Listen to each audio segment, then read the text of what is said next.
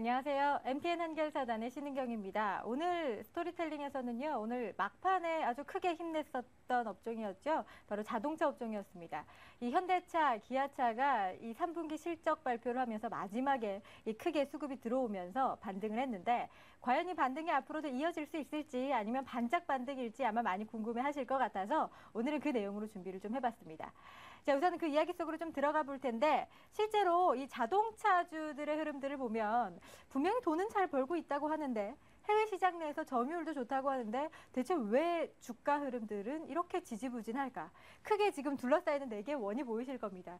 크게 네 개의 악재 속에 지금 숨어져 있는 상황인데 첫 번째가 뭐냐면 바로 이 실적에 대한 우려감이었습니다. 그리고 두 번째가 여러분들 잘 알고 계시는 환율 하락이고요. 세 번째가 이 신차 모멘텀에 대한 공백이 좀 길어지고 있다는 거죠. 뿐만 아니라 이 수급 악화에 대한 부분들까지 하나하나씩 좀 점검을 해볼게요. 제일 먼저 여러분들이 잘 알고 계시는 환율에 대한 이야기를 좀 해봐야 될 것 같은데, 여러분들 잘 알고 계실 겁니다. 환율이 하락을 하게 되면 상대적으로 원화 가치가 올라가게 되니까 내수주들은 훨씬 더 긍정적이겠지만 수출주들에게는 별로 좋을 건 없다라는 거죠. 자, 실제로 이 원달러 환율 동향을 좀 보면 지난번에 사실 저희가 9월 한 25일쯤에 스토리텔링에서 제가 기아차와 현대차의 이야기를 했었습니다. 근데 그때보다도 환율이 더 하락했어요. 지금 계속해서 환율이 하락하고 있는 부분 중에 한 가지는 3차 양적 완화를 실시를 하고 유럽 시장 내에서도 이제 어느 정도 유동성을 공급하면서 이 달러 약세 흐름들이 나타나게 되는 겁니다. 꾸준하게 하락을 했었는데 사실 이전에 달러가 계속해서 원달러 환율이 올라갔을 때를 보면 그때 당시에 기아차, 현대차의 주가 흐름 역시도 같이 동반해서 올라갔어요. 자, 그만큼 지금 현재 이 환율과 그리고 이 자동차 업종과의 상관관계를 보여줄 수 있는 부분이라고 봐도 좋을 것 같은데요. 자, 지금 우리가 좀 주목을 해봐야 되는 부분은 바로 이쪽 부분입니다. 최근 들어서면서 오늘요, 원달러 환율이 1,100원 아래로 내려갔어요.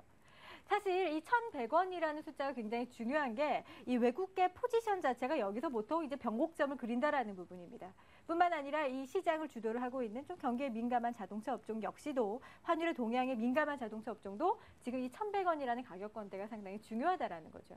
자, 그러면서 지금 주가가 여기에 대한 부담감 때문에 계속해서 내려가고 있습니다. 투자 심리가 같이 악화가 되고 있죠. 조금 더 자세하게 살펴보면요. 이거 이전에 한번 봤었던 내용인데 실제로 이 900원, 환율이 900원 이하로 떨어지지 않으면 현대차나 기아차나 이 수출 자동차 업체들의 타격이 그렇게 크지 않다고 봅니다. 그 이유 중에 한 가지가 실제로 이 2008년도 전후로 우리나라가 수출 주력 모델들을 출시하기 시작을 했거든요. 근데 그때 당시에 환율이 거의 한 900원 정도였습니다. 그때 이후로부터 환율이 꾸준하게 올라가면서 계속해서 실적이 좋아졌을 거고 최근 들어서 계속해서 환율이 하락을 하고 있죠. 자, 지난번에 봤을 때가 우리가 1120원대였어요. 그때 우리가 무슨 얘기 했었냐면, 자, 1,100원에서 1,100원에서 1,000원으로 넘어가는 요 부근대에서는 투자 심리가 크게 약화될 수 있다라고 했었습니다. 실제로 이 기업의 실적에 좀 영향을 주는 가격권대는 환율 900원 정도지만 투자 심리가 악화되는 부분들은 여기서부터 시작한다라는 거죠. 자, 그래서 수출 타격이 현실화되기 전에 주가가 선반영될 수 있기 때문에 그래서 좀 조심을 해야 된다. 그래서 오늘 실적 발표가 나기 전이었죠. 오전장만 하더라도 지금 현대기아차가 계속해서 조정을 받았었단 말이죠. 자, 그래서 아까 말씀드렸던 것처럼 환율이 900원 이상일 때는 수익성에는 문제가 없는 게 사실입니다. 다만 문제는 투자 심리에 대한 문제겠죠. 자, 그래서 지금 현재 환율이 계속해서 떨어짐에 있어서 어떤 효과가 있냐면 사실 원달러 환율은 사실 크게 상관은 없어요. 진짜 중요한 건 엔화 약세 흐름들이 나타나는 겁니다. 지금 미국에서 양적 완화를 하면서 달러 약세 흐름들이 나타나고 있죠. 일본에서도 양적 완화를 했어요. 엔화 약세 흐름 이어집니다.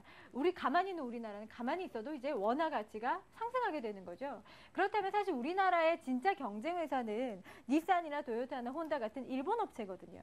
거기에 따른 이 가격 경쟁력에서 밀린다는 측면에서 또 한 번에 좀 아쉬운 흐름들이 나타날 수 있다는 겁니다.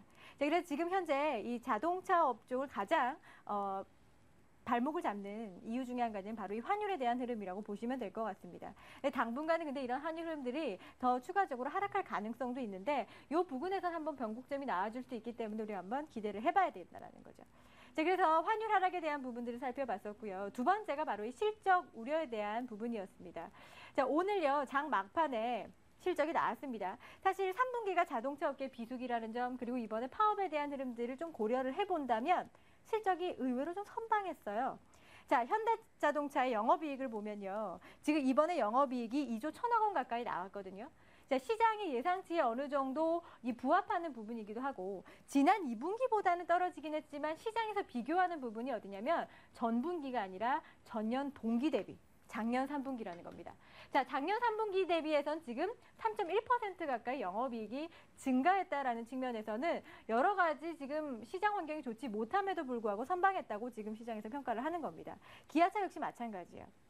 기아차도 2분기 대비해서는 영업이익이 조금 줄어들긴 했습니다만은 전년 동기 대비해서는 조금 더 늘어난 흐름들이 나타났었죠. 지속적으로 이제 파워 흐름들이 나타났던 거에 비하면 실적이 잘 나왔다라는 겁니다. 자, 그 다음에 세 번째가 뭐였었냐면 바로 신차 모멘텀에 대한 공백이었어요. 이거는 4분기가 지나고 나면 조금 신차 모멘텀이 발생할 수 있기 때문에 요거는 시간이 좀 필요할 것 같습니다. 자, 마지막. 이런 악재든지 호재든지를 모두 반영한 흐름들이 바로 이 수급이 아닐까 하는 생각 드는데 최근 들어서 수급 악화 흐름들이 나타났었습니다. 기관에서 계속해서 매도를 했었어요. 이걸 외인이라도 받아주면 괜찮은데 외국계 매수세는 더 이상 들어오지는 않은 상태에서 계속해서 기관의 매도세가 나가는 거죠. 자, 지금 현대차 차트인데 여기 아래쪽에 화면 보이실지 모르겠습니다. 여기 지금 빨간색 선이 기관의 보유 수량이에요.